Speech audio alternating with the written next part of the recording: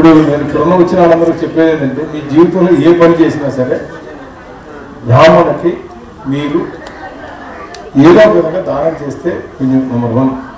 రెండోది మనకు కనబడే దైవం గోవు. ఈ 2. తర్వాత మనం దేవుణ్ణి లేకపోతే ఆవాహన చేయటం లేకపోతే పూజలు చేయటం అదొక పార్ట్ అనుకుంటే నేను అందుకే ఈ సందర్భంగా మేము ఎట్లా మా గుడి తరఫున ప్రతి సంవత్సరం స్టూడెంట్స్ని చదివిస్తుంటాం. మీలో ఎవరైతే వేదం చదువుతారని ఉంటారో 1 సంవత్సరానికి 2 మీ తరఫున నేను ఆ వేదం చదివే పిల్లలకి నేను ఫీజు కట్టి చదివిస్తాను. అది ఎవరైనా సరే మీరు రికమెండ్ చేసి మీరు మాకు పలానా వాళ్ళు ఇక్కడ ఉన్నారు అంటే వాళ్ళు అదే ఎక్కడంటే అక్కడ నేను అది.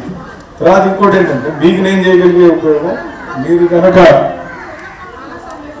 బాగా వేదం చదువుకొని మంచి అందరూ అనుకుంటున్నారు ఐటీ డాక్టర్లు అనుకుంటున్నారు. అది కాదు. వాళ్ళు అమెరికాలో పౌరవిత్యాలకున్న డిమాండ్ ఈ ప్రపంచంలో ఎక్కడా లేదు. అక్కడ అంత డిమాండ్ అక్కడ ఉన్నటువంటి క్రిస్టియన్ ఏవైతే మిషనరీ చర్చిలు ఉన్నాయో అవన్నీ కూడా దరిదాపు 800 నుంచి 900 చర్చిలు మార్చి గుళ్ళుగా మార్చేశారు.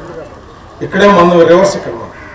సో మనం అమెరికాలో అది జరుగుతుంది కాబట్టి ఇక్కడ చదువుకున్న వాళ్ళకి అక్కడ ఉద్యోగాలు ఇప్పించడానికి నన్ను చాలామంది అడుగుతున్నారు పురోహితులు కావాలని. ఇప్పుడు మన సాయిబాబా ఉంటుంది మాకు అవసరం. సో నేను ఏదంటే ప్రోత్సహించాను. మీరు ఐటీలు అమ్మట ఇంజనీర్లు డాక్టర్లు అనేది కాకుండా మన సంస్కృతి సంప్రదాయాన్ని మీరు చేయాలి. నిజంగా చాలామంది వైబ్రేషన్ నేను ఇంకా ఎక్కువ మంది ఎవరు పిల్లలు పిలిస్తే ఇక్కడ చాలా స్థలం చాలు పూజగా జరగదు.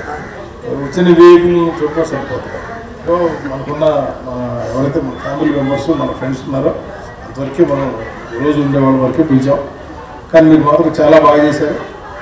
నాకు తెలిసి ఏదన్నా ఎవరైనా సరే ఫ్యూచర్లో మీకు తెలిసిన చేసుకుంటానంటే నేను ఈ ప్లేస్ ఇస్తాను, మీరు ఇక్కడ వచ్చి పెట్టండి వాళ్ళు. ఎందుకు చెప్తున్నానంటే మీరు చెప్పారు చూసారు కృష్ణానది ఆ పుణ్యంలో 10% మనకు వస్తుంది. ఒకరోజు అంటే పెద్ద ఏం కాదు. వచ్చిన వాళ్ళు పూజ చేసుకుంటారు పొద్దున్న నుంచి సాయంత్రం లోపల. అంటే అందరూ 3 రోజులు చేయరు కాబట్టి ఒకరోజు చేసుకున్నారు అనుకోండి మార్నింగ్ టు ఈవినింగ్. మనం వాళ్ళకి అవకాశం ఇద్దాం. నేను ఇక్కడ కూడా 2 ఎకరాల ల్యాండ్ ఉంది దీని పక్కన. దాంట్లోనే మనం చక్కగా పర్ణశాల వేసి మనం చేయొచ్చు బ్రహ్మాండంగా. ఒక యాసంకాలం తప్పితే మిగతా కాలంలో బాగానే ఉంటుంది. వర్షాకాలం ఉంటుంది కాబట్టి ఇబ్బంది ఉండదు. ఎండాకాలం అయితే ఎక్కువగా హీట్ తక్కువ లేదు. సో మీ అందరికి కూడా ఈ మమ్మల్ని ఆశీర్వదించి మా బావగారు కానీ సాంబయ్య గారు మా తమ్ముడు శ్రీనివాసరావు రామకృష్ణ అమెరికా నుంచి వచ్చారు. రామ్మోహన్ గారు బ్రహ్మాజీ మా క్లాస్ పెట్టి వడ్లు పోషించారు వచ్చారు. సో ఎంతోమంది వచ్చి ఈ యొక్క కార్యక్రమంలో నా ఉద్దేశం ఏంటంటే చేసిన వాళ్ళకంటే కూడా పాల్గొన్న వాళ్ళకి ఎక్కువ పుణ్యం ఉంటుందని నా నమ్మకం. ఎందుకంటే మీకు ఆ భక్తి శ్రద్ధ లేకపోతే ఇక్కడ దాకా రాదు. మనం ఎప్పుడైనా మనం మంచి కార్యక్రమం ఎక్కడున్నా పాల్గొంటే ఆ వైబ్రేషన్ అనేది ఉంటే తప్పకుండా ఆ అమ్మవారి అనుగ్రహం. ఎందుకంటే ఇక్కడే శివుడు అక్కడే అమ్మవారు. ఇది పోతే ఎదురుగా జిఎస్ వారి కొండ మీద వెంకటేశ్వర స్వామి టెంపుల్ అది అన్ని వరుసలు ఎక్కడే ఉన్నాయి కాబట్టి సో మీ అందరికి కూడా మరొకసారి ధన్యవాదాలు. ఎప్పుడు అవసరం ఉన్నా నాకు ఫోన్ చేయండి. మా తరఫున మీకు ఇచ్చేస్తాను. నేను నిన్న రావడమే అనంతపద్మనాభ స్వామి టెంపుల్కి వెళ్ళి అక్కడ విఐపి దర్శనం చేసి సరదా గంటలో స్వామి ఉంది. అది అందరికీ దొరకదు ఆ దర్శనం. 3 ద్వారాల దగ్గర ప్రతి నాభి దగ్గర పాదాల దగ్గర తల దగ్గర 3 మాకు చూపించి అరగంట సేపు చూపించారు. ఒక్కొక్క టికెట్ 20,000 డబ్బులు ఉన్నా కూడా రాదు. అది ఆ దర్శనం చేయించి మాకు అక్కడి నుంచి వస్తే వాళ్ళు ప్రసాదం దానికే ఇస్తారు. మామూలుగా అక్కడ అనంతపద్మనాభ స్వామి టెంపుల్ ప్రసాదాలు ఉండవు తిరుపతిలాగా. ఇది ఆ ప్రసాదం నీకోసమే నేను తెచ్చాను. అది 1 వీక్ ఉంటుంది అంట తయారు చేసింది. 1 వీక్ ఉంటుంది. నేను ఇది 4వ రోజే కదా వస్తా తీసుకొచ్చాను. ఎందుకంటే అది చాలా ప్రపంచంలో గొప్ప ధనవంతుడు ఎవరైనా అనంతపద్మనాభ స్వామి మాడిగ్లాన్ని చూపించారు మాకు. మేము బీజేపీ కదా అందుకని చూపించాను. సో అక్కడి నుంచి రావడమే ఎయిర్పోర్ట్ నుంచి ఎక్కడికి వచ్చాను. అక్కడి నుంచి ఇంటికి కూడా వెళ్ళాలి. సో ఇక మీ ఆధ్వర్యంలో అంత బాగా జరిగింది కాబట్టి అందరూ బాగా చదివారు.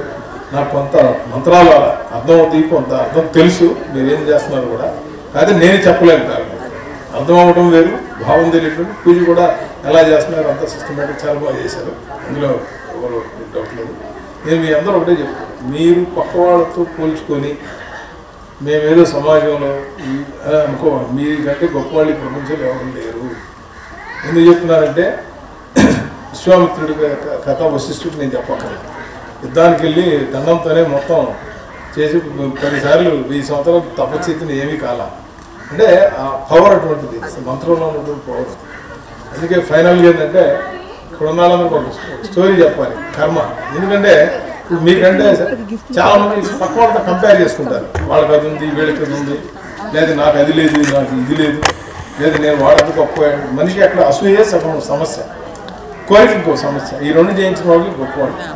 అందుకనే కర్మను ఎవడో తప్పించలేదు.